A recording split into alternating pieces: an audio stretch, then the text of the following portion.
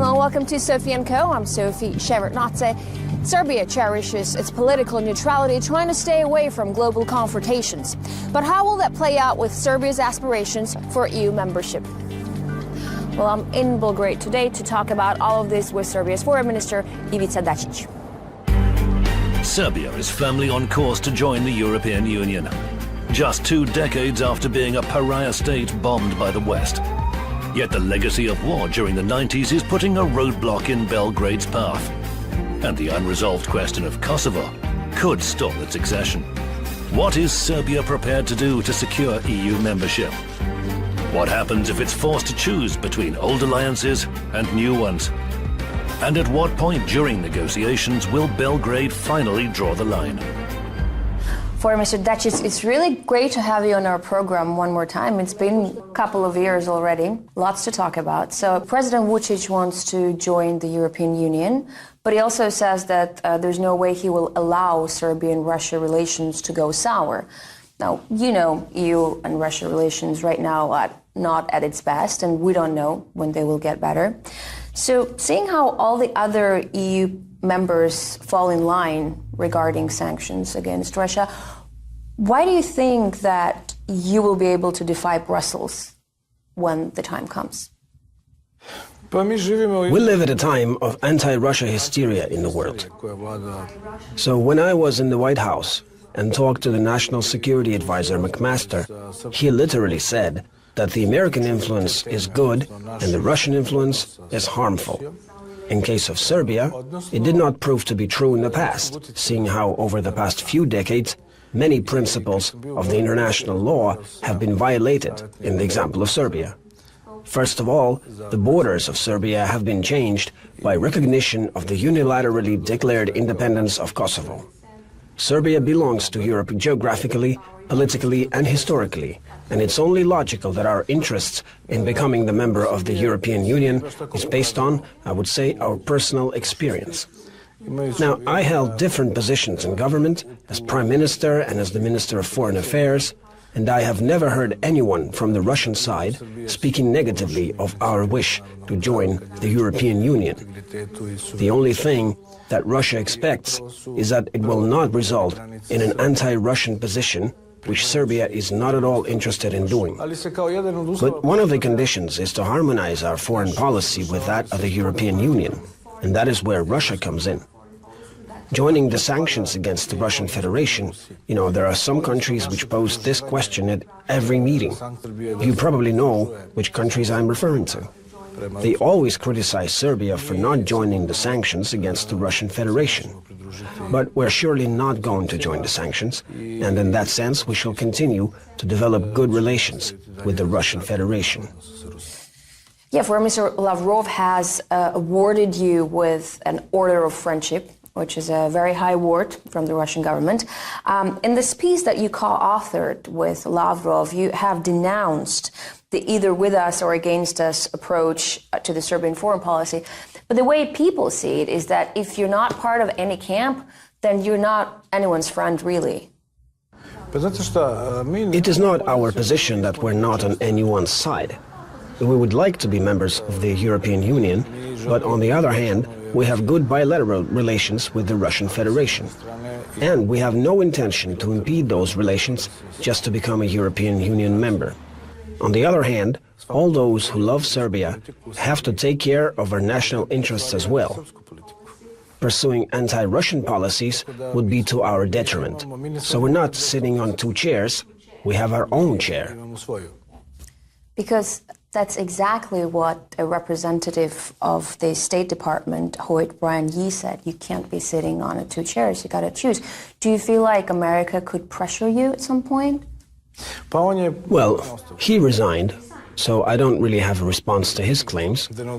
I'm more into the view that Serbia should seek common ground with the Western interests, in a sense that they should take an impartial stance towards us. We have had good relations with the United States and the UK. We were allies in wars. But during the crisis of the 1990s, they practically diverted a lot from us, which resulted in their airstrikes against us. And then there was this Operation Storm in Croatia as well. not to mention the unilateral declaration of independence by Kosovo. So in that sense, it is necessary for the Western countries to understand that there will be no peace in the region without searching for a common solution, without searching for something that is acceptable to all. And speaking about the relations between Russia and the United States, we hope that there will be some sort of a warm-up in these relations. I was chairman of the OSCE in 2015. It was the 40th anniversary of the OSCE.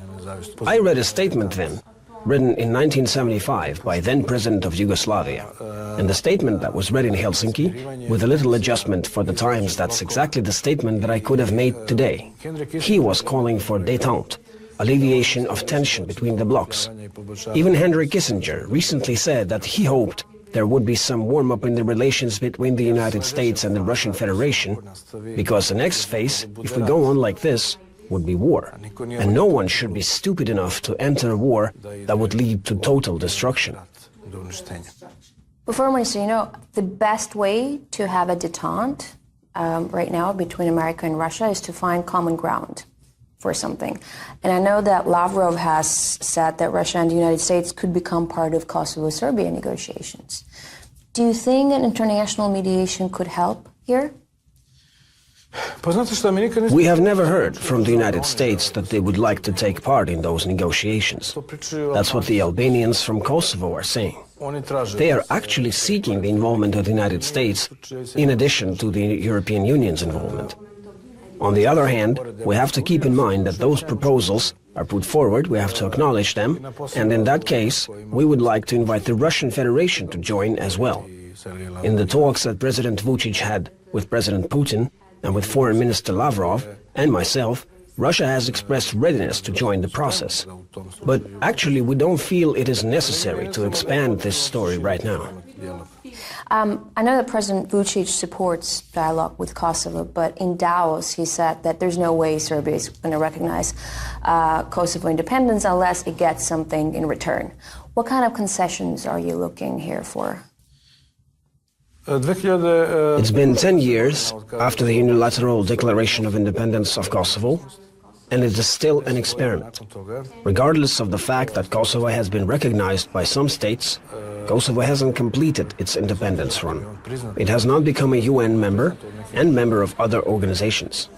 There are a lot of countries that do not recognize it, like Russia, China, India, Indonesia, Iran, Iraq, Brazil, Argentina, Mexico, Ethiopia, South Africa, Spain. 5 EU members haven't recognized Kosovo.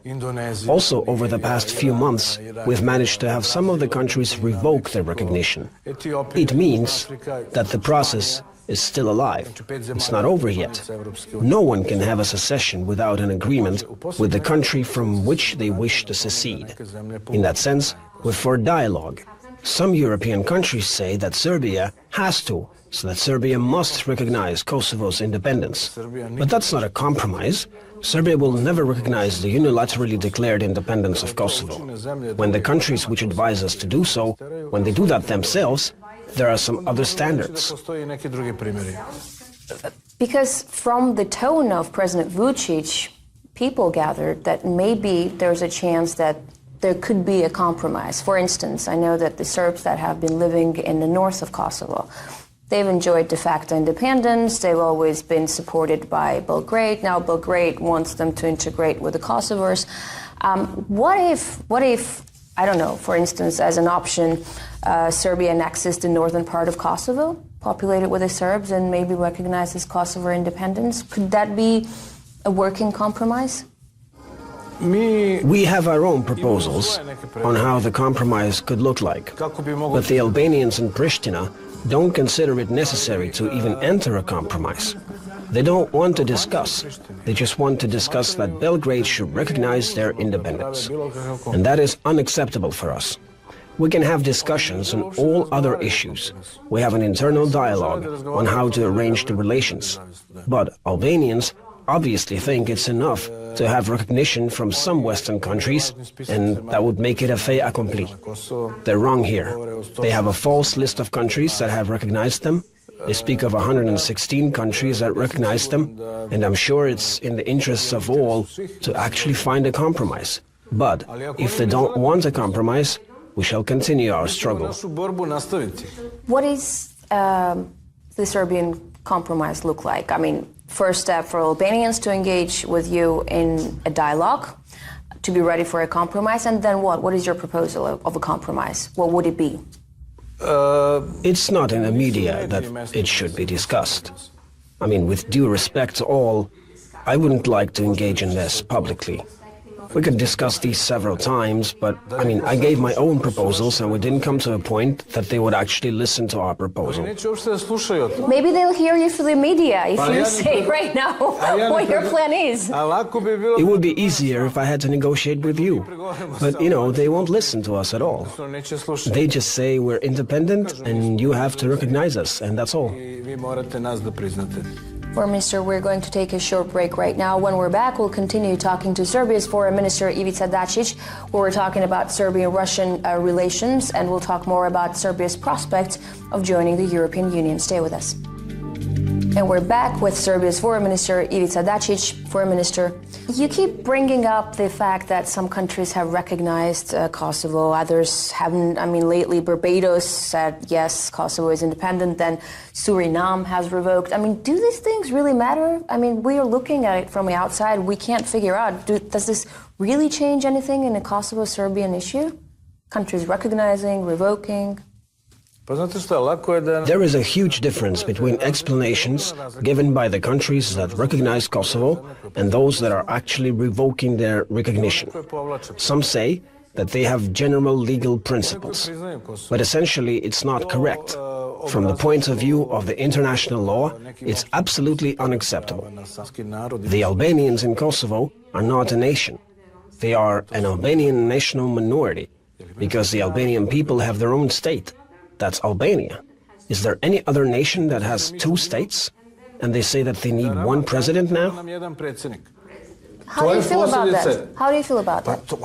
Well, they're just speaking their mind. They're saying what they're also thinking. For them, the purpose is Greater Albania, regardless of who will suffer the consequences and regardless of who is to be blamed. But that is their goal, unification of all Albanians. Would you be against it? They can create Albania if they want to, but on the territory of other states, surely not on our territory. We want dialogue. We want dialogue to be successful. We want to reach a solution that is in the interest of all. But imposing a solution that we have to recognize Kosovo, giving ultimatums, that is something that does not work with the Serbian people. Somebody in the international community may be interpreting our wish to have a dialogue as a weakness. Maybe Vučić should also say that Republika Srpska in Bosnia should also have one president with Serbia. Maybe they would have respected us more if we said that. But we're suppressing the wish of the Republika Srpska to unify with Serbia because we respect the provisions of the Dayton Agreement. Nevertheless, we're often criticized by the Western countries. Rama and other Albanian politicians are viewed as good guys. But there is one problem. I've showed the map, which shows all the terrorists coming from Bosnia and Herzegovina. I showed it to Rex Tillerson. All the terrorists who fought in Kosovo and in Bosnia as Islamist fundamentalists. So they're not going to go after us now. Instead, they're going to turn their guns and kill them now. And if the West doesn't understand that, it may be too late. So, Foreign Minister, from this talk, I understand that neither Serbian government nor Serbian people are willing to recognize Kosovo's independence. Compromise is something very vague because Albanians, as you say, aren't listening. But that is the main stumbling point of your accession to the European Union. I mean, I know that the German Foreign Minister has said that Serbia will have to recognize Kosovo to enter EU. How do you go from here? Serbia and Yugoslavia in the past welcomed the reunification of Germany. And it is not appropriate for Foreign Minister Gabriel to make a statement like that. Well, he also said that he didn't really say that, and if he didn't, then I apologize to him. EU does not have a common position on Kosovo. They criticize us for not accepting the common European foreign policy on Russia, so why don't they figure out a common foreign policy regarding Kosovo? These are positions stated by those who recognize Kosovo. It is my opinion that there is no price for Serbian recognition of Kosovo. If anyone thinks that for the sake of joining the European Union, Serbia would recognize Kosovo under the conditions that they impose right now, and not on the basis of dialogue and compromise, they are very wrong. We want a compromise, but the solution proposed by Kosovo Albanians is not a real solution. I understand your arguments, and they're very logical, but the matter of the fact is, they demand this of you. Maybe not the German foreign minister himself, but the EU in general. That's one of the demands, that you'd have to recognize the independence. What's more important for Serbia, the accession to the EU by 2025 or recognizing the independence? Let me repeat once again. No one has officially said this to us. The European Union cannot really stand by a position like that when it has 5 members that do not even recognize Kosovo. We cannot expect Spain to be more Serbian-oriented than the Serbs themselves. No one can demand those things of Serbia. It's humiliating us.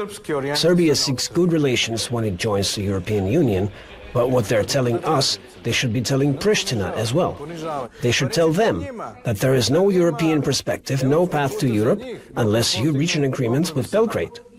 They tell us that there is no such perspective. They should tell this to the other side as well. Say that there will be no European path for them unless they reach a compromise.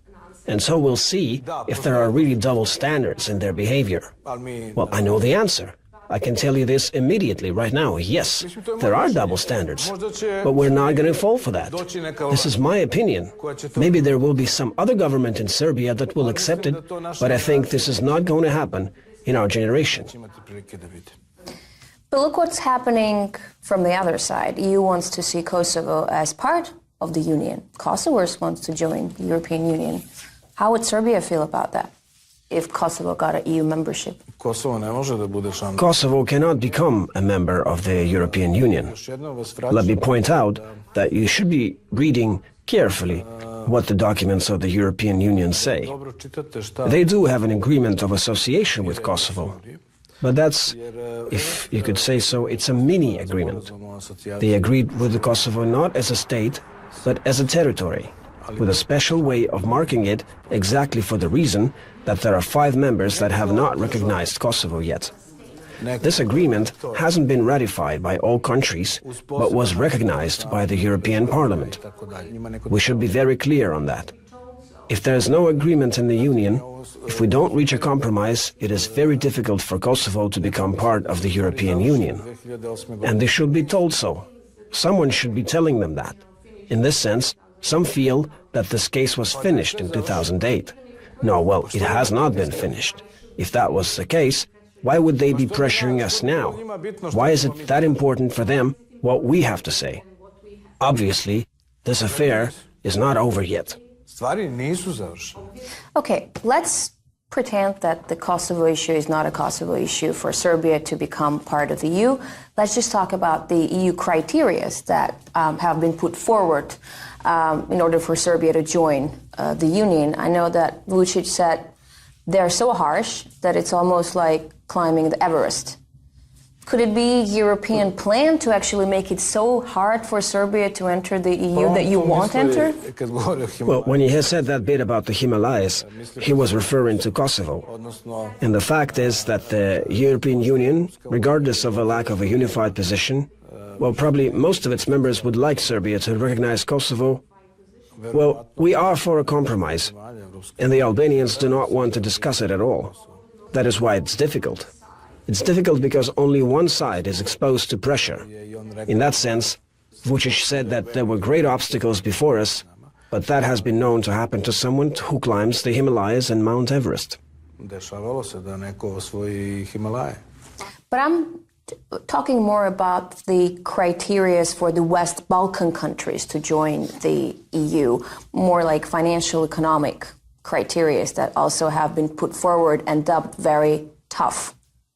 Why are they so tough? Because last time when EU previously offered Western Balkans to become part of the Union, only one state, Croatia, became, in 2003? None of other Western Balkan states have become part. Frankly speaking, joining the European Union is a complex process, and it implies progress and reforms to be made in all segments. There's 35 chapters to cover, but as far as Serbia is concerned, I have to be very frank, I don't think they're really interested in how much progress Serbia has made. They are more interested in how much progress was made regarding Kosovo. So, even the dialogue was burdened with political connotations, and that's what really bothers us. The only thing that they're going to consider is whether or not we're going to accept some sort of concessions in dialogue with Pristina. Yeah, because the EU strategy also says that none of the Western Balkan states can be considered as a functioning market economy. I mean, Serbia has just completed a 3-year IMF program with flying colors. You actually, the economic results exceeded all expectations. If you're not a market economy, then what are you? There were some proposals to form a joint market in the Balkan region, but many in our region are allergic to proposals aimed at unity because that reminds them of former Yugoslavia. For example, Kosovo, Montenegro, and some other states were not willing to accept any proposals like that because they see them as something where Serbia will be dominant, because Serbia by size is bigger than many others combined together. It would be as if someone in the European Union says, we don't want a common European market because Germany would be dominant there. So there are many obstacles that are not related to Kosovo here. We should be working on those, of course, strengthening bilateral relations, searching for resolutions of disputes between the former Yugoslavian countries, and of course, encouraging economic developments. And then there is also the Serbian people and how they feel about entering the EU. For instance, I have a survey from Regional Cooperation Council which says that 70% of Serbs believe that the country will be part of the EU by 2025, and 33% say Serbia will probably never even join. There's this joke that I read, what's the difference between an optimist and a pessimist, and an optimist thinks that it's actually by 2025 Albania will enter EU when Serbia is the EU's president, and then the pessimists think that Serbia will enter the EU when Albania is the EU president. So why is there such discrepancy between what the government wants and what the people want? I think it's a reaction to a permanent switch of the terms, both in internal and external politics. When you talk about internal affairs, different politicians give promises, usually on the eve of the elections, and then nothing happens. On the other hand, the European Union often gave, so to speak, moving targets. They tell you to do something, and then they tell you to do something else. The way the EU citizens are tired of enlargement, the same way the citizens in Western Balkans are tired of reforms. In that sense, perhaps it's realistic for Serbia and Montenegro to become EU members in 2025 if we conclude negotiations, but other countries are not in that package. Perhaps not all of them will enter at the same time. They call it the regatta principle. I have one last question about China, if you don't mind. I know that China has been heavily investing in Serbia for the last couple of years, and that makes the European Union worried, I think. Maybe that's why when they put forward a plan for the West Balkan states to become part of EU in 2025. But would you be willing to give up all those Chinese contracts for your EU membership because they don't conform EU norms and standards? Some countries in the European Union are jealous and opposed to the strengthening of our economic cooperation with China, or Russia for that matter. But that does not mean that the same is true when they are involved with China. Look at it. Angela Merkel goes to China and brings along business people and then signs a lot of contracts in China. North and Central Europeans agreed to the Russia project Nord Stream 2. That's okay when they do it. And when we want to do the South Stream gas pipe, then it's not okay. We are not going to violate any standards, any principles regarding regulating the economic deals. But with China and Russia, we are strategic partners. We have agreements. We have such agreements with France as well. We shall surely continue that cooperation. So far, Russia is a bigger investor than China, and we like that. We welcome that. We are happy, as we are happy to welcome any other country which isn't coming to us by a military airplane. Foreign Minister, thank you very much for this interview. All the best of luck with everything, and hope we'll see you soon.